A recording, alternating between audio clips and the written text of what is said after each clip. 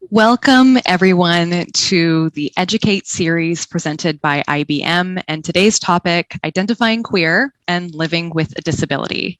My name is Geneviève Leblanc. I'm a registered psychotherapist, and I will be your moderator today.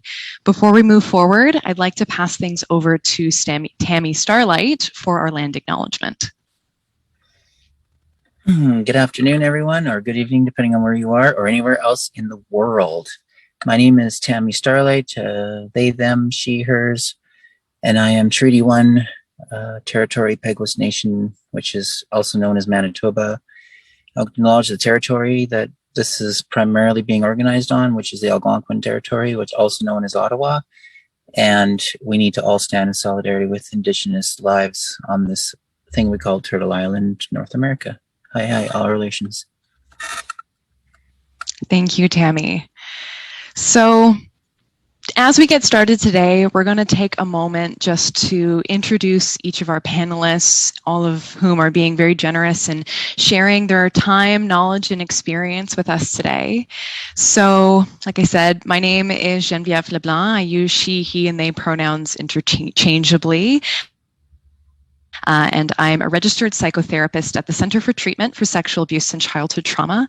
And I particularly specialize in working with survivors of interpersonal trauma, as well as members of the 2S LGBTQIA+ community. To provide a visual description of myself, I am a white, femme-presenting non-binary person. I have a short brown pixie cut. I'm wearing some headphones with a mic and a geometric patterned jumpsuit and some gold jewelry. I am myself a member of the queer community and also am a member of the disability community. I live with a connective tissue disorder as well as endometriosis. And I'm very excited to have the rest of our panel introduce themselves as well. If everyone can please state their name, their pronouns, give a visual description of themselves for our listeners who may not get that information otherwise, and whatever else you would like to share. So who would like to jump in first? I'm sorry, you can go first. You can go first. Okay, thanks. So hi, I'm Heather McCain. Pronouns are they, them. I am white, have freckles, wear silver glasses, and have a shaved head. I'm wearing a trans kitty shirt that has 3 kitties, each in the color of the trans flag, pink, white, and blue. I'm coming to you from the stolen land of the Squamish, Musqueam, and Tsleil-Waututh people. And I'm in my home office. Behind me is a wall of photos, and my cat Nikita is sleeping beside me, but may occasionally wander into view. And I am queer, asexual, aromantic, trans, non-binary. I have connective tissue disorder as well, which affects all my collagen, which is the protein that keeps your joints healthy. And I have 5 types of arthritis, neurodivergence from PTSD, and sensory hypersensitivities, and mental health issues. Thank you very much, Heather. Saltina, would you like to go next? Sure. Hello, my name is Saltina Shaker. I'm a drag queen in Ottawa. I go by she, her when I'm in drag, but when I am out of drag, I go by he, him. I am for visual representation. I am a gorgeous drag queen. I'm wearing a red ombre wig. I have some black and red graphic eyeliner on. I have some really nice red lipstick on, and I'm wearing a blazer. I live with a trauma-induced disability. So when I was 16, I was in a car accident, and that left me with a lot of digestive issues, chronic fatigue, chronic pain, a lot of muscle atrophy. Basically, my body hurts all the time, and I'm trying to live with that. So yeah, I'm excited to share my experience today, and I can't wait to talk with everybody. Thank you, Saltina. Tammy? Hello, everybody. My name is Tammy Starlight. She, her, they, them, interchangeably. Trans experience, prison experienced, disability experience, trauma experienced, multiple disabilities, being cognitive, neurodivergent, historical, indigenous trauma, goes back multiple generations. This year has been super challenging. I'm originally from Treaty 6, also known as Edmonton. I currently reside in Waskawa Squamish and Tsawwassen Territory, which is also colonial known as Vancouver. I've been out west for 40 years, just about. I'll divulge more of my various identities as we go on, and I'm definitely pleased to be part of this panel. Hi, all relations. Thank you, Tammy. And would you feel comfortable giving a visual description of yourself? There is a background that is digitally generated from Zoom, which is a variations of posters that I've accumulated over the many years I've been in the community organizing. I'm wearing a blue tank top, a black handkerchief around my neck. I have blue glasses. I have brown hair. I'm white passing of a general description, and that would be it. Thank you. So thank you all so much for being here today. I mean, really, this is an opportunity for us to have a conversation that, I think often happens in our community, but only in very specific spaces.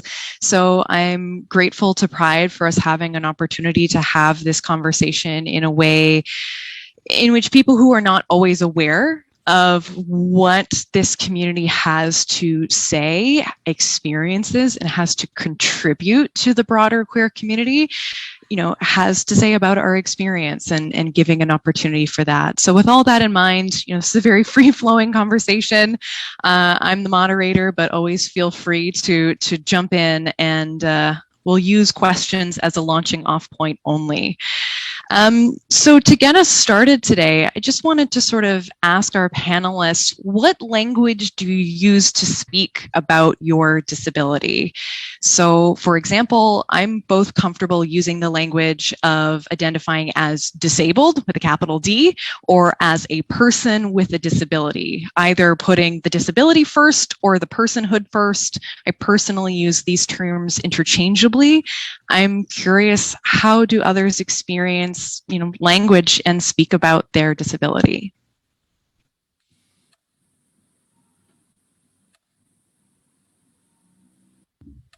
I'll go first if you don't mind.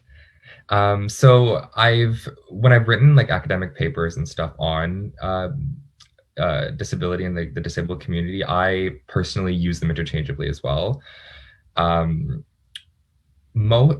Personally, I don't see an issue with it, but I do know that some people do, take that personally, or take that with some sort of, I guess, like discomfort in a sense, which is totally understandable. However, for me, I find the word vulnerability a little bit more problematic for me in a sense, because overall vulnerability is kind of like a concept that is created by able-bodied people to impose on disabled-bodied people. I've done a lot of research on how climate change affects disproportionately disabled people, and I found that there are a lot of really cool papers on how vulnerability is like a problematic term. So that just kind of came to my mind. But personally, in terms of that kind of language, I use them interchangeably.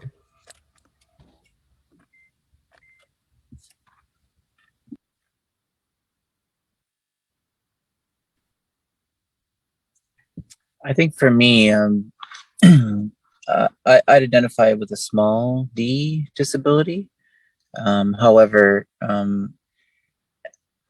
it's interesting, not so much conflating, but connecting, being a many-spirit person on this land, and who's also queer and trans experienced and whatnot, how these things related with how, dare I say, disability justice, and how the sort of the identities do commingle in the same spaces pretty regularly, actually.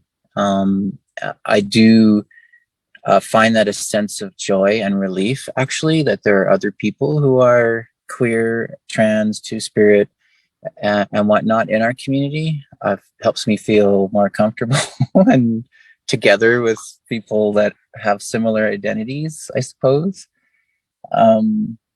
Yeah, those are the things that I see in that regard. But I definitely feel that with those identities, we all seem to have a shared experience with discrimination and oppression as well, and many, of course, barriers within our so-called society. That's all I have to say about that. Thank you. I use disabled, not capitalized, because I feel that my disability is like an intrinsic part of my life and affects everything, relationships, my work, the direction of my life. I also use CRIP, particularly because of all my titles. I'm proudest to be called a CRIP doula, which is a disability justice term for someone who helps disabled people navigate our complex systems, provide resources, find support, and build community.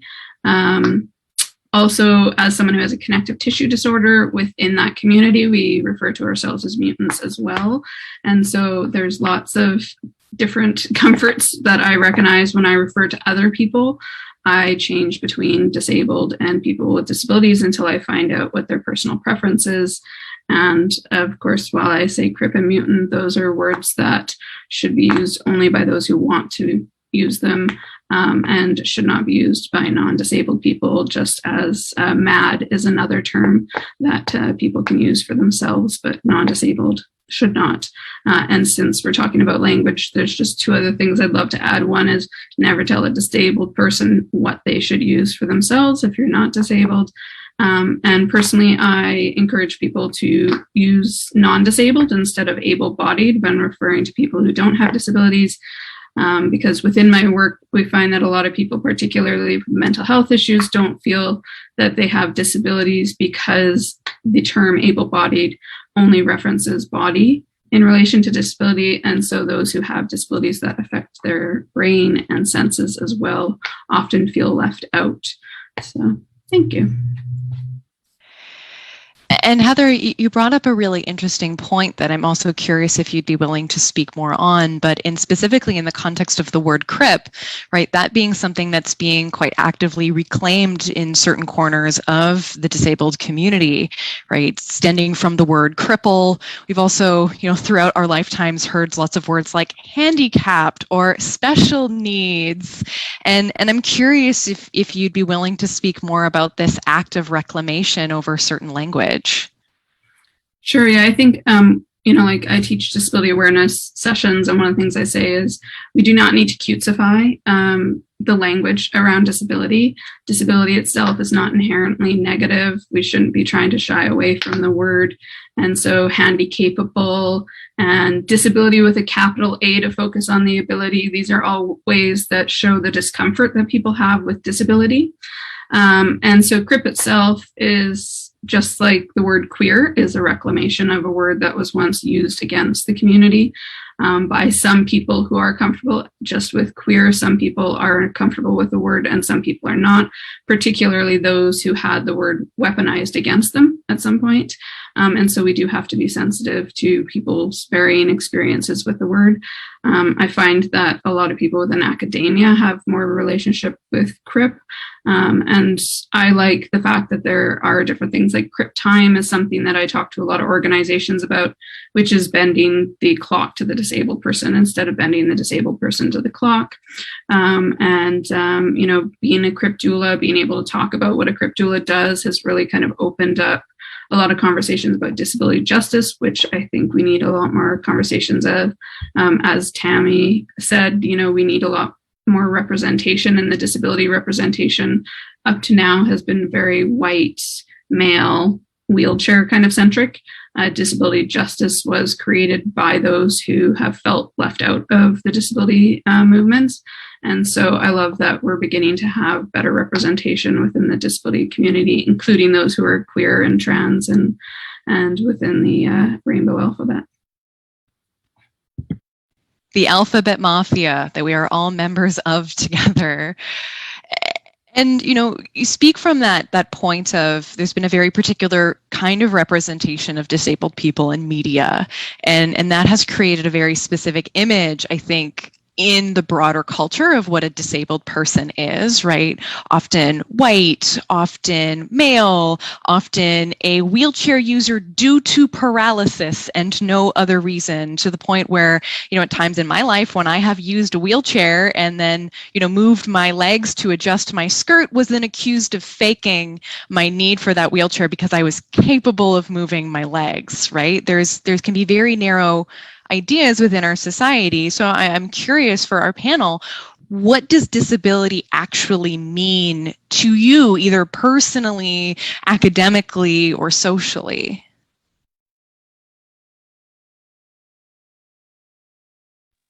I think for me, I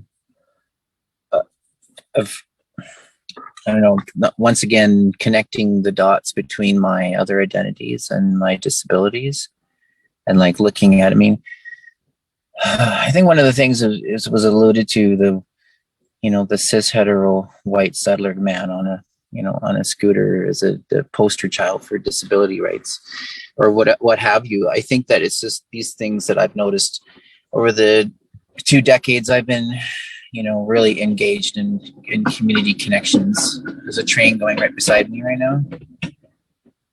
There it goes. Wow, that just happened. About how we, the royal we, who is we? All I can say is like the nonprofit industrial complex and the settler population within this so-called colony called Canada continues to recreate itself over and over, whether it be disability justice, whether it be the nonprofit industrial complex, whether it be academia. It just repeats itself, and it's all cronyism, nepotism, corruption of the highest order that you could possibly think, and nobody really talks about that. And so that's why these things become like monoliths who are managed by people who are not even disabled.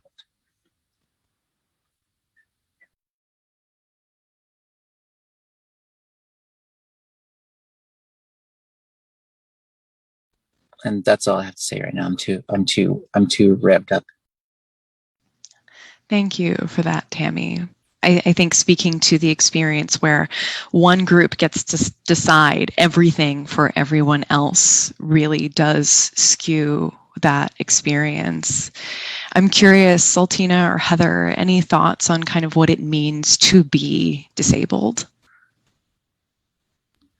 I'm still trying to collect it and kind of get an opinion on that, because for me, for example, it was a shock to become disabled. It was something that was, one day I was fine, the next day, you go through this traumatic event, and suddenly you have to kind of like pick up the pieces and be like, oh, I can't do this anymore. I need to relearn how to do this again. I find myself still kind of doing that as well. So I don't think in an individualistic sense I can kind of answer that, because I'm still trying to figure it out. I'm still realizing that, oh, this thing makes my digestive tract easier today, or if I eat this one thing, it hurts today, it doesn't hurt tomorrow. So I find that there's a lot of variability in my experiences with it, that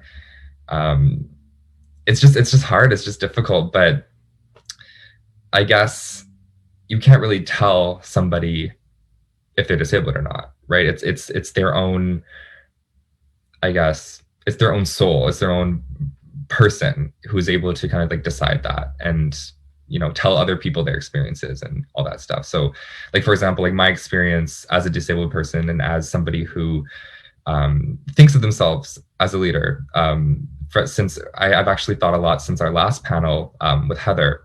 One of the questions was, do you identify yourself as a leader for the disabled community? And I hadn't really thought of it until then, to be completely honest. And the past few months, I've been noticing that I'm able to let myself be more open with people than I was before. Like, because even before, when I opened up about my disabilities, there was still that wall that I didn't want people to break through, that I was still afraid of people seeing. I was afraid of people seeing my trauma.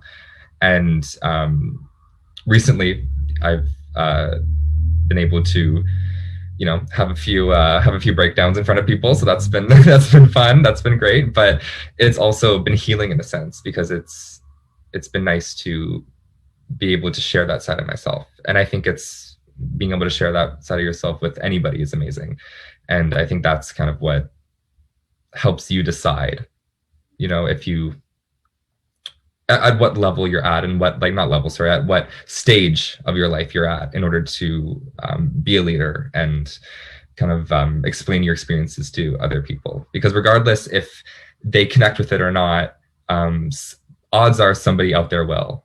So, yeah. Yeah, thank you. Heather? Yeah, and I think, you know, I resonate with both what Tammy and Saltina say. With Tammy, I definitely agree. Like, there's a lot of disability nonprofits that are run by non-disabled people that have no disabled people in leadership positions. And unfortunately, they typically are who big business and government goes to for this representation of what disability is, which is very different from what the disability community knows disability to be. And that's a huge barrier that we've got to work on. And like Saltina, although I had a genetic condition I was born with, I didn't realize I had it until I was 17 and got it diagnosed at 23. And they don't give you a guidebook on what disability is, let alone how to be disabled. And so that is a very individual kind of journey for each person. And that's very dependent on what kind of community you have to even know about other people with disabilities. And I'm glad we're having more conversations like this, because it's really important for people to know who to contact to have questions, because that was such a big thing. That disability has been kept quiet for such a long time. If you don't have a disability that's evident, then don't tell people. And so now, you know, the fact that there are people who are willing to say, yes, I have a disability, starts conversations that are really needed. I think there's multiple definitions for disability. I think it's an umbrella term that is for a condition that affects a person's, senses, brain, and or body, and restricts their ability to go about their daily life. It's a legal category for, protections and accommodations, although it's not as easy as that, because while we have it in writing, the onus is on the disabled person to fight for those. That's why 60% of all human rights cases in Canada are disability specific. It's also a category of like social difference that's maintained through systemic marginalization, to Tammy's point, that includes like ableism and intersecting oppressions, including why 25% of non-Indigenous people in Canada self-identify as having a disability, but it's 30 to 35% for Indigenous people. And that is because of intergenerational trauma and the genocide that Canada continues to commit. But I think the definition that is often missing from these conversations is that it's an identity and a source of pride.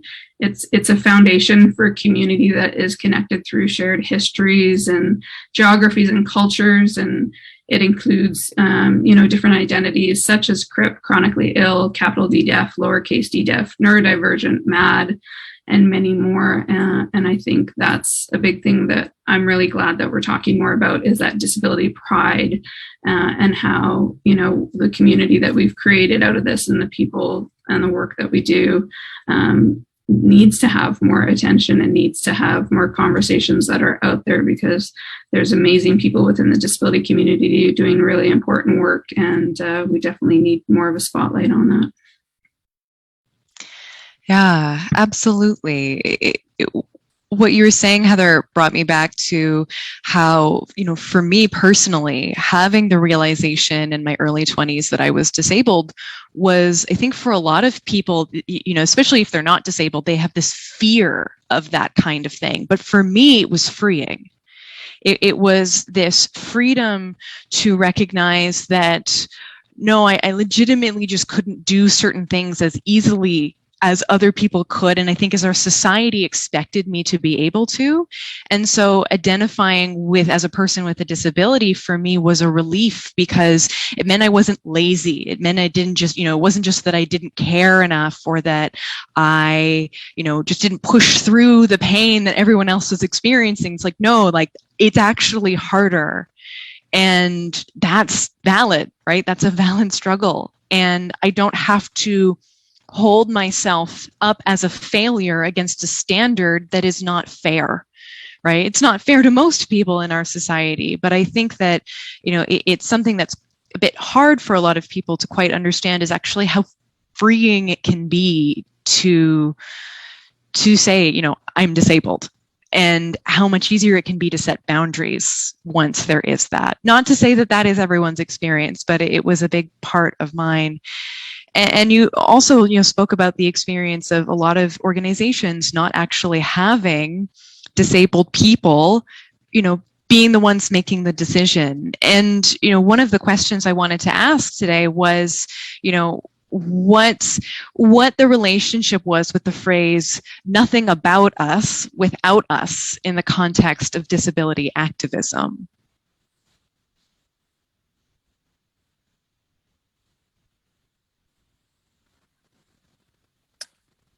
I think for me, why I was so charged and personally emotional about the nonprofit industrial complex, the academic industrial complex on this colonized land, that, Indigenous people, queer, trans, non-binary, disabled people are completely out in the bushes when it comes to the decisions that are being made by multi-million-dollar nonprofits every day. And like the more marginalized you become, the more on the shelf your life becomes. That's where I am and have been for a long time. I don't necessarily look at it as a negative thing per se, because there's a lot of things I don't want to be involved in, because it's just so hard on me as an Indigenous person on this land. And I have to say, this has been the hardest year of my entire life. My family is completely smashed by colonization. I'm going up on the territory as I speak to talk with more of my relations who are, one's almost dead from addiction. They're in the hospital right now as I talk to you.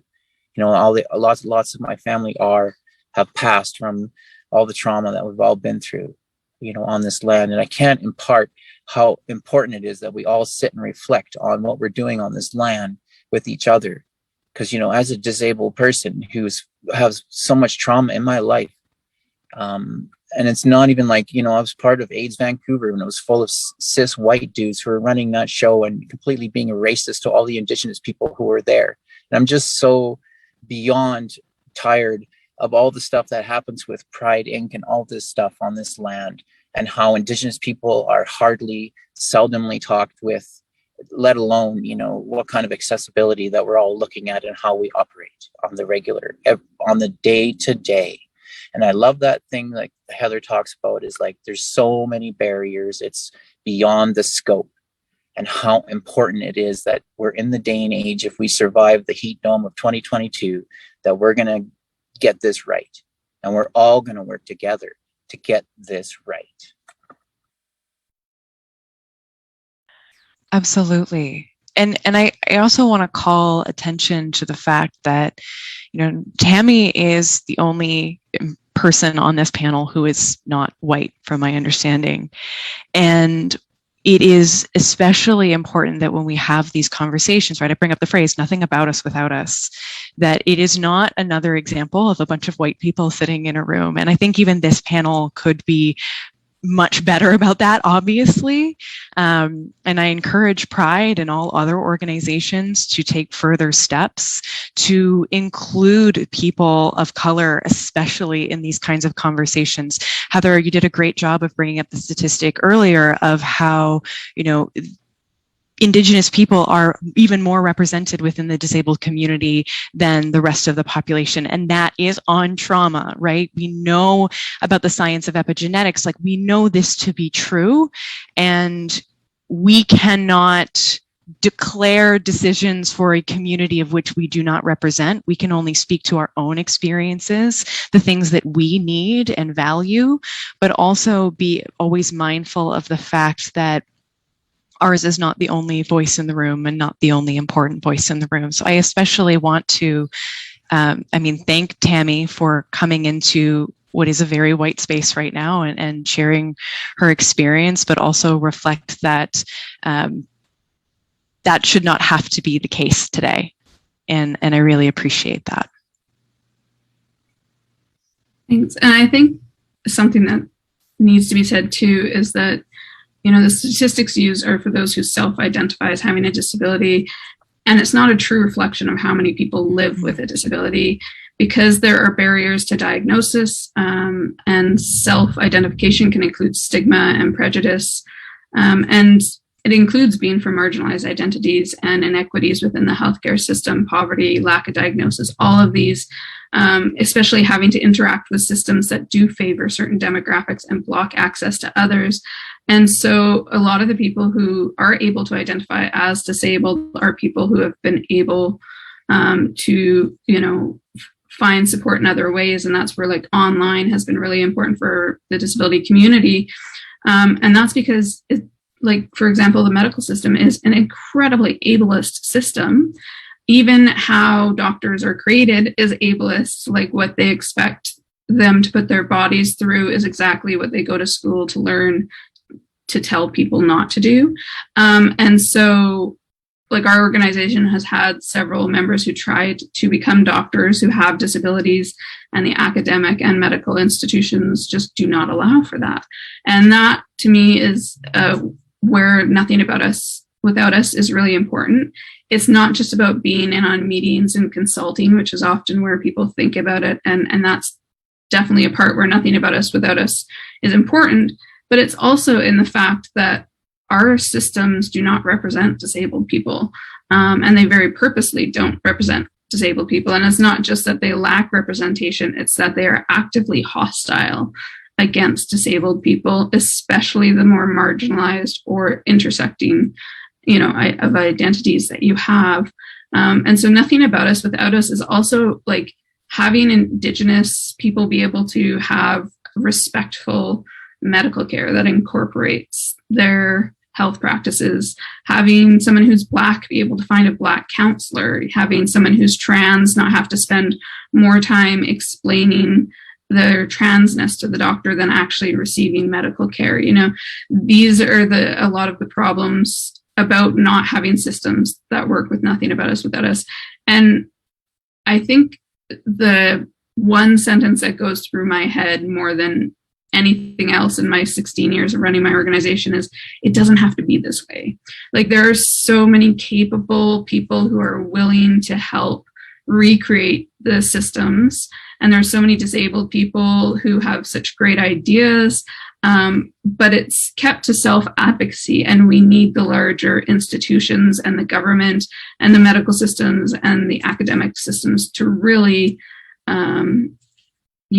not just talk about disability, but really investigate their own ableism and really work with disabled people. Not just work with disabled people, first of all, pay us.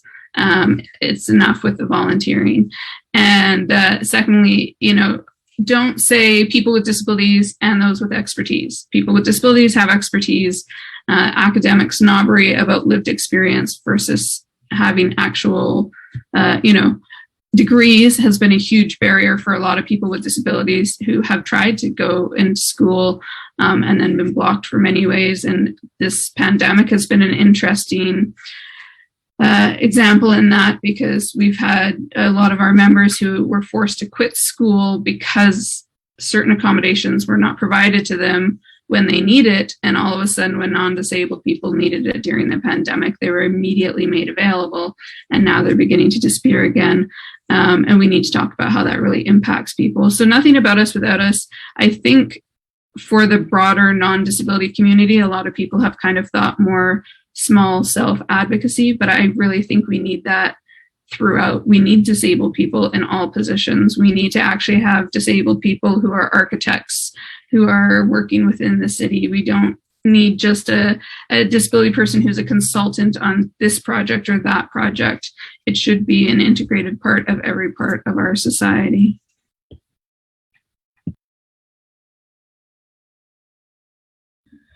I think I'd like to build on what Heather said about the academic setting in terms of how ableist they can be. When I was figuring everything out, that was kind of like my introduction into university. And I'm very thankful for my opportunity to be able to go through that and be educated in a university setting, which is amazing.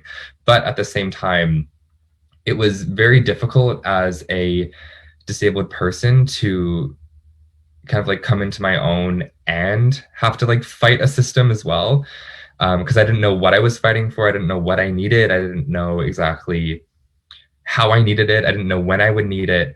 And it was really hard to kind of decipher that as I went through the years and the different courses and the different settings, such as like a laboratory or a field work or something like that. And through that kind of experience, I realized that I was like, the world's kind of against me. You know what I mean? Like it is. And it was such a shock to realize that, especially with so much fortunate support from my family during my car accident and during my healing process, which was amazing. But kind of going into a world that I never had to experience before, it was a bigger shock than the actual healing that I had to do itself. So when Heather mentioned that, I just really wanted to like kind of mention that point, because I have not seen it more than in an academic setting and in a scientific setting, especially. So that needs to be fixed very, very quickly and very swiftly in order for disabled people to get the education that they want. And I feel that we need, we need to be able to kind of rise up and be like, okay, I'm in this position now to make the decisions. I don't want any more decisions being made for me. I'm the dean now. I now have, my experiences, and I can make it easier for other disabled people. So that's just, Yeah, the word that comes to mind for me, Saltina, is deserve, right? Yeah. That often when we think about ableist gatekeeping, we think about things like, stairs to get into a venue, but it goes beyond that. I mean, I think about my own education and how much I had to go through in order to get my master's degree. And it actually was much harder in my undergraduate degree than it was in my master's degree, because in my undergraduate degree, there was this attitude of like, you have to get an A+ in everything, or you're not going to get into this field. It's highly competitive. You have to give up everything to prove that you want this badly enough. And then I got into my master's degree, and it was kind of like, well, show up, do the assignments, get an A, move through. And it was like, well, what? Like, why was this like this? But, also in elements of, the expectation to pull all-nighters, but cost, right? The hours that are imposed. There are so many things that become barriers to the genuine participation of people with disabilities. And when you are barring them from even gaining the access to the knowledge that they would need to solve the problems, how are the problems going to get solved? It's such an early barrier to entry that, until we address that in so many fundamental ways, it's going to be much harder than it needs to be to implement the solutions to these issues. As we were discussing intersectionality, the point of this panel is to talk about, queerness and disability.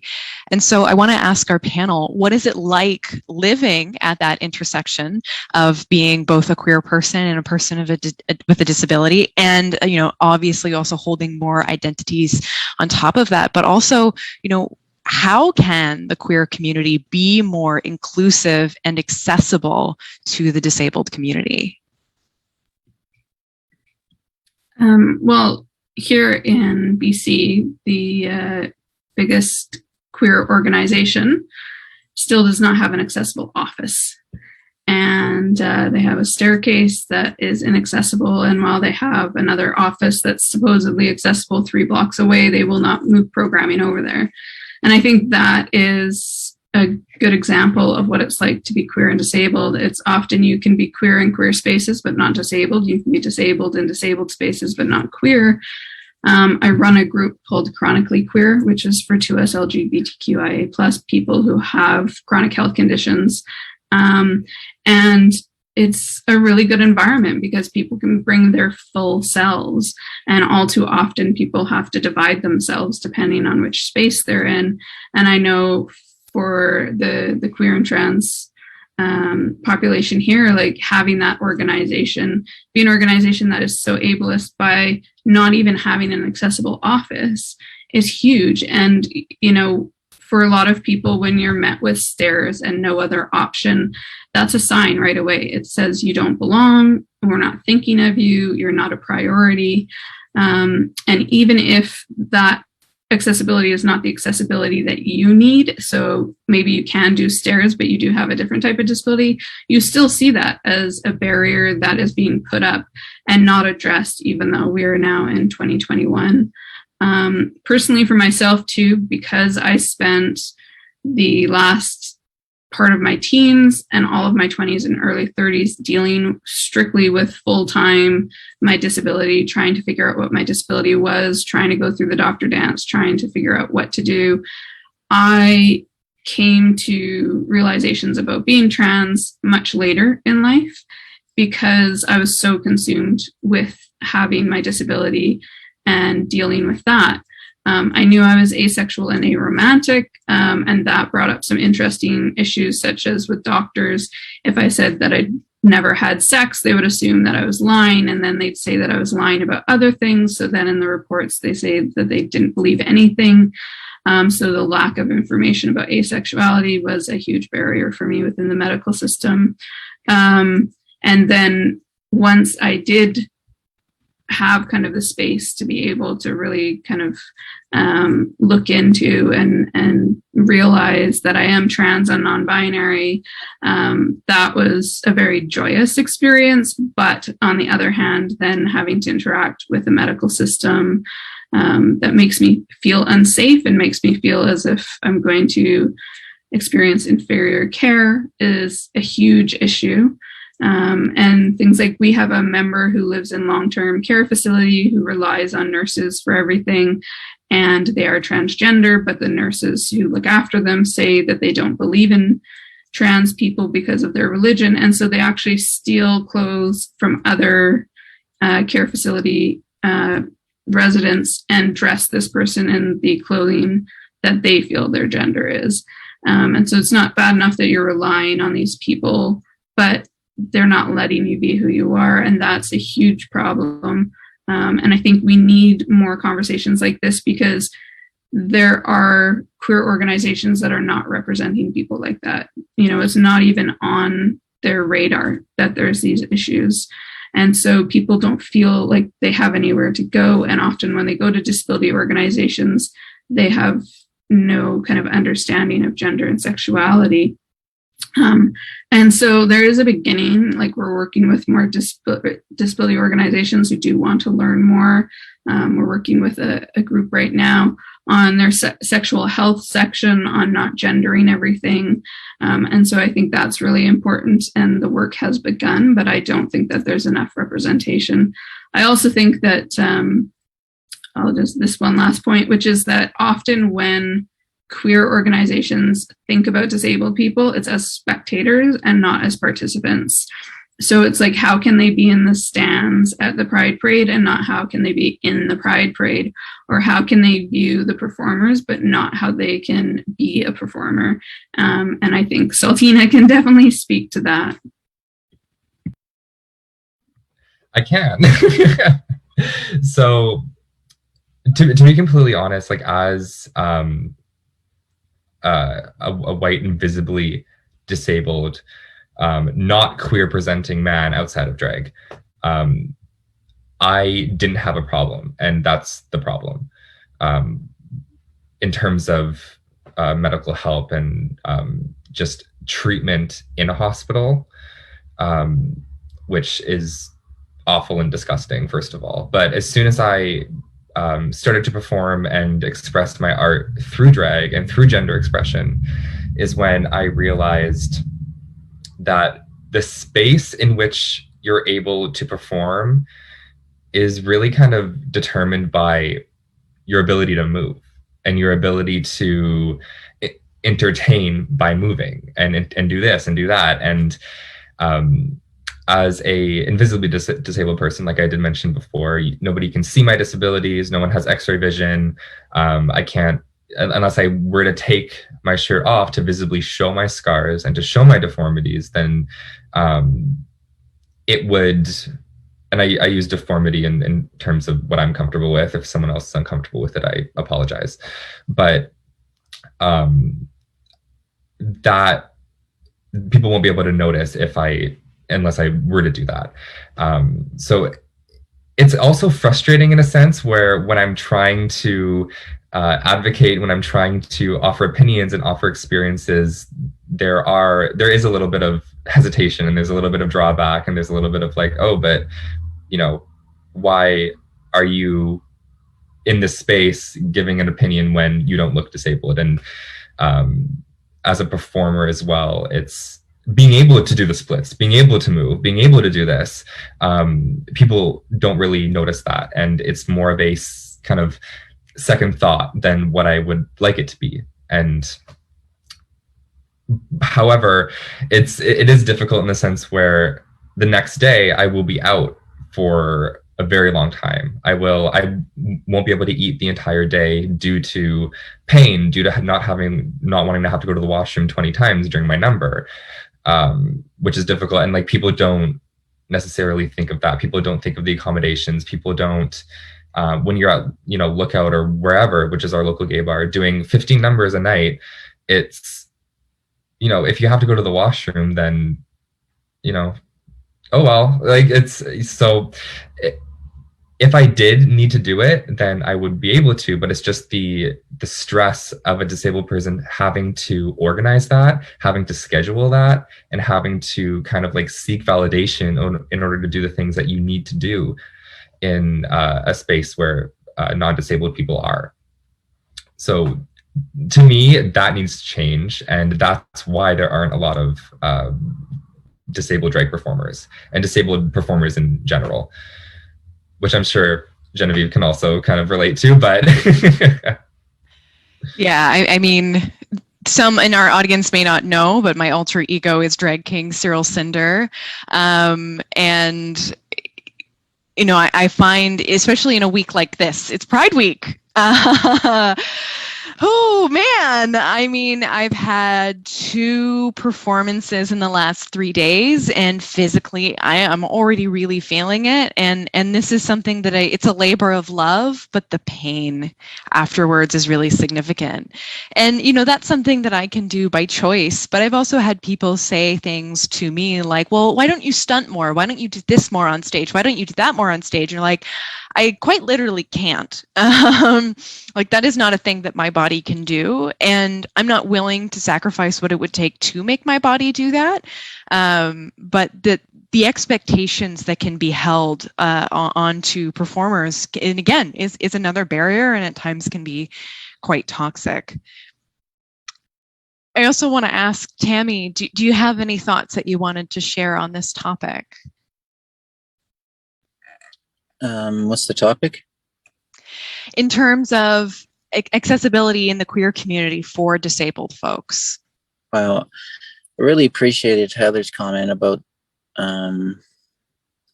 community in Vancouver. I mean, it's been really bad. I've had 2 decades ago, I was a little egg and I came into the center and I walked up those stairs at the center and it was full of cis white people managing the center. And I really wonder what's changed. Literally nothing, actually. Literally 20 years later, nothing's changed. I think that for me, I wanted to really share my experience up until this very moment. I'm over here on Sinaiak's territory which is also known as Nelson, also known as the second whitest place in all of so-called British Columbia. Oh, it's so wild. For me, the pandemic just showed everybody everything. And if you did not, get a greater understanding of the inequities of how this cis hetero white patriarchy ableist gong show world that we live in is structured, and if you can't not see that, even if you don't even have eyes per se, right, that you inherently in your body or in some senses that you have feel how upside down the world is structured, right? It's so important. And for me, 2020 is so ironic, right? In hindsight, I can't make this up. Like, here we are, 2021. We've experienced a heat dome that killed over 500 people in so-called British Columbia alone, right? And that we're continuing on a trajectory of oppression, annihilation of species on the planet, oppression of people with dissenting voices who are very differently, neurodivergent, disabled, crip, radical as F, and who are in communities who are silenced on the regular through corporate social media, and our community that continues to posture itself as something other than being more of the same that happened 5 years ago before right now. And I have to say, I'm really not part of the community per se that you think I am, right? I don't want to be part of things that oppress people, create misery, and trash this planet. I'm trying to uncover the truths wherever they may be, and to be a better person than I was 5 minutes ago. And live and work and be better on this land. We equate labor with like this super ableist bullshit idea that people's worth, like when I was over in the Fairy Creek blockade a week ago, not even, okay? So I've been getting around, and I drive a Prius, right? Okay. And I'm proud to be a pussy Prius owner. Okay. I'm so fed up with the cis hetero patriarchy. It's beyond belief. Right. And so I was over there trying to push for things that are more inclusive and more cognizant of the spaces that are not just cis hetero patriarchal and oppressive and excluding all kinds of people in our community. And it's just so much. And, like a lot of these systems are just so ableist and whatnot. And I don't know what to say at this point. There's so much work to do. And I know that we, as a community, like for me, I do intersectional work, right? Like ableism is one of many in a hierarchy, right? That we're all facing all of this stuff together. And I think that it's important for us to really sit back and think about what we're doing in our community and how we participate, and who are we just perpetuating more oppression in our communities? I'm not part of take the cops out of Pride. I'm done with the police. And if you think that's a problem, then you're a problem, because the police have smashed my family. I've been to prison. I don't know what you're talking about, but the Pride I see does not include the police at all. Doesn't include the state at all. I don't need brought to you by the medical practitioners of blah, blah, blah, capital region, blah, blah, blah, F that capital region. Right? I can hardly stand being in Ottawa. It triggers me so badly. The ministry of death everywhere. Look, there's the ministry of so-and-so, the ministry of forests, who tore down all of our forests here. And we have fires everywhere. Oh, okay, stick a fork in me. I'm done. Thank you, Tammy. May I add something? Yeah, I just wanted to say, I think, Tammy very well just said, the weight has been on our shoulders for a long time, and we need better participation, ongoing active participation from the organizations that say they represent us. And so that should include actual representation, nothing about us, in leadership positions. It should include them paying us for our expertise. That should include lived expertise as well as academic, because I think there's a big kind of discrepancy there where I've worked on projects where people have gone to school for social justice and then they're listened to, whereas the people who have the lived experience aren't, and we need a better mix with that. But what I see are organizations who do one-offs, who do we're going to take a disability awareness workshop. There, we're done for the year. And now we can move on to other things. The weight has been on our shoulders and it's exhausting. And I think Tammy has demonstrated that because just in the few things that they listed, there's so many things there, and yet there's so many things that weren't mentioned.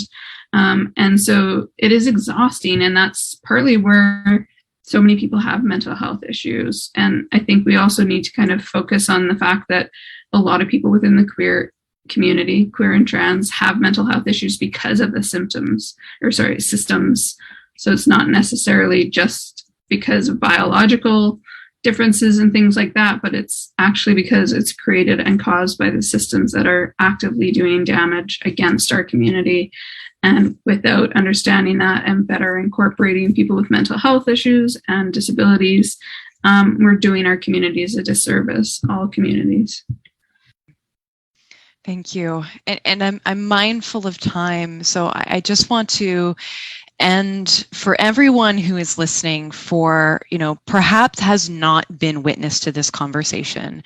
Perhaps this is speaking to some of your lived experience, and if so, I'm really glad, and I hope that you know that you're not alone in this, and that there is a community of people who are also advocating for people like themselves and people like you. But also, if this is not a conversation that has spoken to your personal experience, one, I'm glad you're listening today, but as Heather has pointed out, and as has been repeated multiple times throughout this conversation, that this is not a one-time thing. This is not, I listened to an hour-long panel where some queers talked about being disabled and that was enough. It absolutely isn't. And so take this conversation forward and seek out more of these dialogues, more of these conversations.